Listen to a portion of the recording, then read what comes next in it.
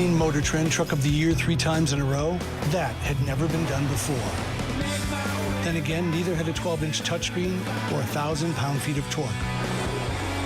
Never been done before. It's just kind of our thing.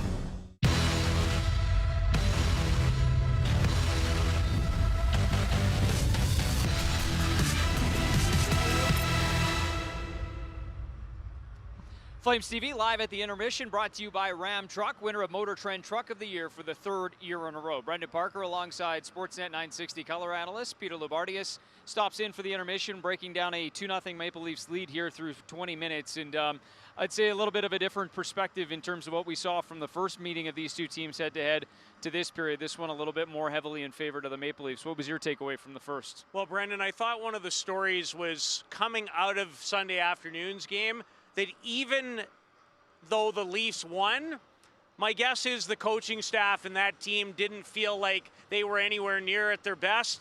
That first period, you really can't play the game much better. Their forecheck was outstanding. They moved the puck. They played with great speed. Their gaps in the middle of the ice were terrific.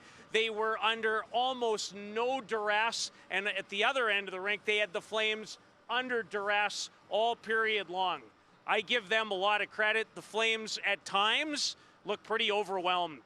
So now if you're Calgary, you go back in the locker room. Obviously, you look around a little bit and try to regroup here. What do they have to do to find their way against Toronto here and what they're doing as you laid out? First thing is you have to start moving your feet. Plain and simple. They were a step or two behind. Credit the Leafs. And that's the first thing that has to happen. Your work, your compete, and how you move your feet.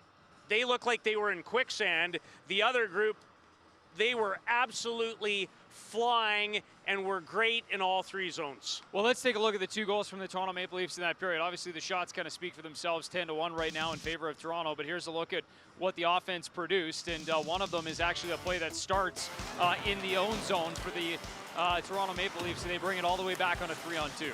Well, the issue is in transition, you don't sort the group out coming back. So here's Muzzin, he goes behind his net, he starts the attack, you have 2 players caught in behind. Good work on the middle lane drive.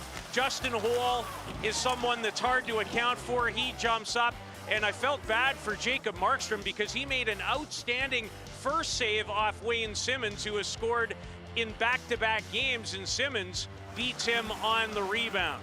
What a nice finish by Simmons to be able to recoup that rebound that comes off of Markstrom there. Now this is the power play marker that comes after the Calgary Flames had just finished about half of their power play. Well, this is the Leafs dynamic duo at their best. This whole play started with Austin Matthews coming out of the left wing corner. The puck ends up on the stick of Marner. Beautiful pass through the seam. And as far as heavy, great release wrist shots, is anyone much better in that area than Austin Matthews? Again, Markstrom gets a piece, not enough. Well, and now as you laid out with Simmons, he's got goals in back-to-back games. So too does Austin Matthews, and Morgan Riley, he gets one of the second helpers there. He's got 4 assists already in this 2-game mini set against the Toronto Maple Leafs. Maybe just one of the positive areas for the Calgary Flames. You know, we continue to talk about their depth up front. That'll be the storyline running through. But how about their defensive depth and what now we've seen in 4 or 5 games here from their third pairing, a guy like Juuso Valimaki and Nikita Nesterov, who continue to make some strides here. Well, I thought Juuso Valimaki had a couple of outstanding looks. They weren't converted in the first period, but I love this man's IQ, his understanding of the game, his work ethic. You see him here from the game on Sunday, being involved around it. I liken him a little as his game grows to someone like Roman Josi, who's can be very, very hard to account for, and the more he plays and the more comfortable he gets, the more impact he will have. And as impressed as I've been with how he is in terms of his offensive instincts, Brendan, let's not kid anybody. Your first job in this league is to be able to defend. He and his partner have been used as the second pairing on the penalty kill. It's really helped this group. And we just had him on the radio before I made my way down. Here's another thing I like about him.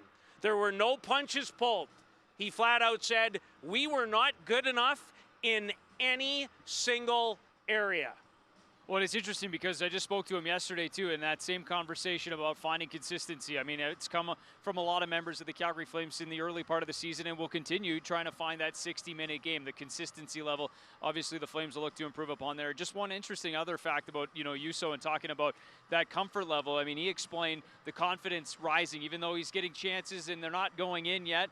I'm sure he'd like to change that, but you can see the confidence growing in that area of the ice, the offensive zone. I say it a lot. This young man has it all. Skill, passion, great work, awareness, very respectful. I think at some point for this hockey team, you'll see a letter.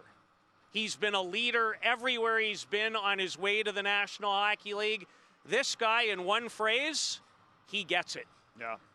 All right, one last thought from you as we look ahead to the second period. I mean, an expectation here from the Calgary Flames that you'd see a better squad in terms of all those areas that you just laid out. For Calgary, has it got to start early on in this period? Get a sense.